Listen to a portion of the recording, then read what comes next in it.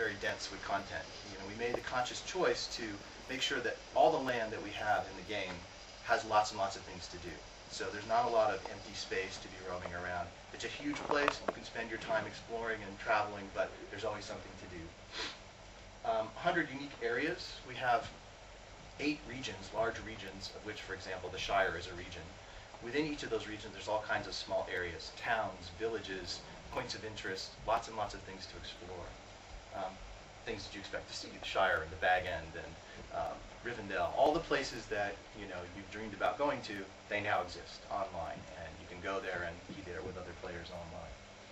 2,000 NPCs to interact with.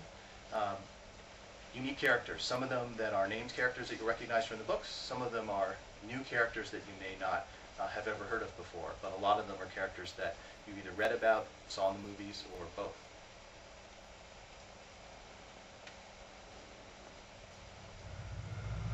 It's just a quick sort of video to show you some of the areas of the world.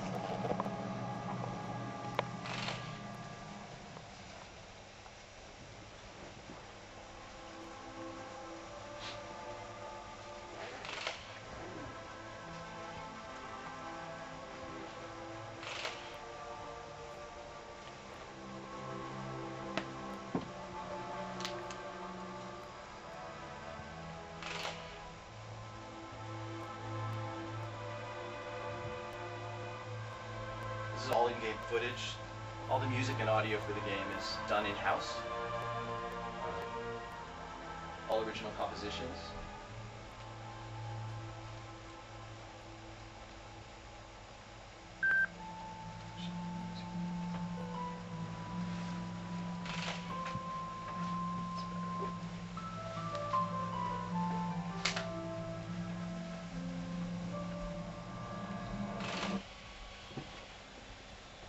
So Shadow of Angmar. What is the Shadow of Angmar? If you're telling the Lord of the Rings story online, there's a couple things that are a bit of a challenge and also an opportunity. We all know the story of the Ring Bearer, and although we'd like millions of people to join Frodo walking down the path with the ring, we know we can't do that. So while you spend lots of time with characters, with Frodo, with Aragorn, with Elrond, all the people you expect to meet, and you will spend time with them actually helping protect the Ring Bearer and helping to defeat Sauron, we also needed you to have your own antagonist to fight against. So Angmar presented the perfect opportunity. Angmar has been around for a very long time, talked about by Tolkien many, many times, and in fact, the lands of Angmar were once the kingdom of man. In fact, there was a rise of the Witch King Nazgul in Angmar in the Second Age, and they actually came and sacked Eriador. So some of the things you see in the movies, the scourging of the Shire, or the fact that Weathertop, Amon's soul, is destroyed and in ruins, that all comes from that ancient time of Angmar basically threatening Eriador and Bree and the Shire, all those areas. So we decided to resurrect Angmar, to give you something direct to fight against, and include Angmar in the Third Age as a part of the War in the Ring. So defeating Angmar is part of your job in this world, and Tolkien Enterprises has been great in letting us actually expand the world to include this possibility, because Angmar is a place that's been a source of evil in the past. It makes perfect sense that this could be happening. So basically you have a world in which not only is the Ring Bearer trying to get the ring to Mordor to destroy it, but you've also got the threat of Angmar taking over Eriador and trapping the Fellowship basically between two terrible places. So Sauron turned many of the kings into Nazgul. This is where many of the Nazgul originally came. The Witch King is now rebuilding Angmar, which has been in ruins, and sort of reclaiming the throne there. So your job is to help stop that from happening. As part of this, there's a huge amount of adventure for you to go on. There's 1,500 quests or more at launch, and as I said, those are going to continue to expand the moment we launch. Some of them involve working with the Fellowship. Some of them are given to you by famous characters from the Fellowship. And in a lot of cases, they also go beyond the books. Obviously, interaction with Angmar and with the Nazgul and with the ring race in Angmar is beyond what's supposed to happen in the Third Age. But it's all integrated into the same story of the War of the Ring. So you are one of the Free Peoples who's helping Aragorn and the rest of the Free Peoples defeat Sauron in the War of the Ring. And all these stories basically weave and intersect with each other, so you feel like what you're doing is a meaningful part of the story that you know so well.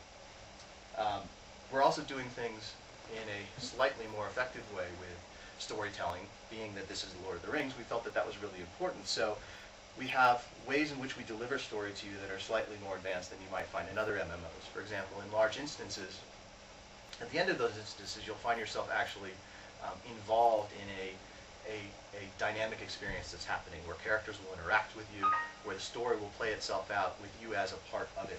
So we have these sort of drama sequences that we like to talk about. And then cutscenes, you'll see, I'll show you a couple of them, but cutscenes are a way for us, in a very brief way, to help drive the story forward and tie you to the story of the Lord of the Rings and the Ring Bearers. So you'll see at different points during the game, we'll present you with a small slice of story to tell you, this is where you're coming from, this is where you're going, this is why this is important. I feel like it adds a lot to the game. Saruman the White has become the jailer of Mordor. It was he who orchestrated my capture and imprisoned me atop Orthanc. Why, here the Windlord came to my rescue and saved me from this accursed tower. All would have been lost if Strider hadn't found Frodo and the hobbits.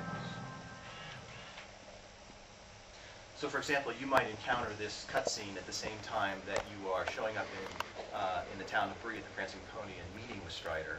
So it kind of cements where you are and what's happening with what you already know is going on in the story. It's a big world. There's lots of nasty things in it. We have about 3,000 different types of monsters and creatures for you to fight in the world. All different kinds, things that you would expect just to find in a normal environment, like bears and wolves and spiders and things like that. Some more fantastical creatures of Middle-earth that we've created in some cases. In some cases, like the Knickerbocker straight out of the books.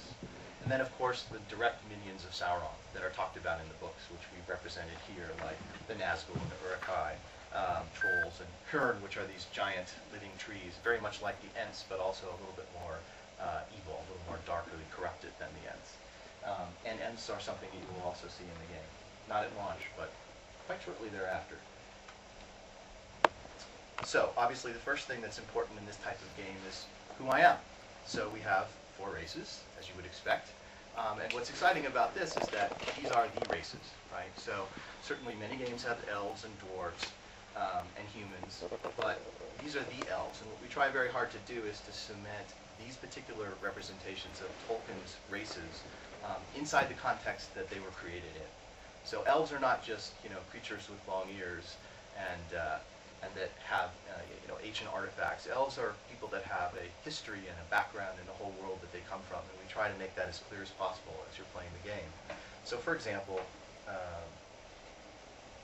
during the process of character creation, you get a little bit of sense of the race that you're thinking about choosing. Here's an example of one of those in-game videos that you'll see.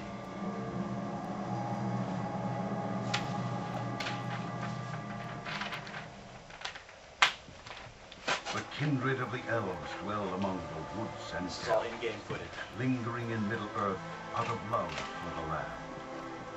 Though their elder glory is diminished, and the day draws near when they must cross the sea, those who remain continue the ancient struggle against the shadow of the enemy.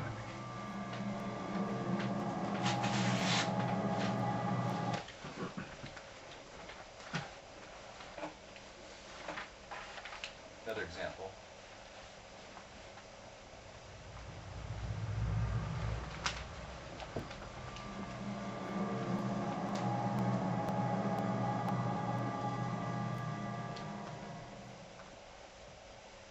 The kindred of the elves dwell among the maybe not. woods. Try one more.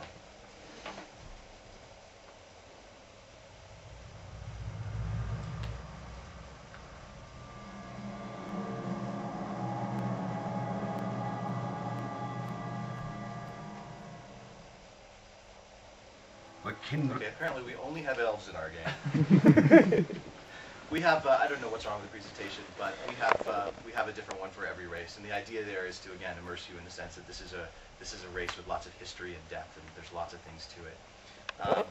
We give you as much opportunity as possible to customize your character. The whole point of being in an MMO is how I create my own unique experience, my unique person in the world of Middle-earth. So, we give you some of the choices that you would expect and the things that you can do to your character in terms of appearance, eye, hair, different types of color, the shape of your face, the shape of your body. All these are things that you can customize, and you'll get a chance to do this when we actually go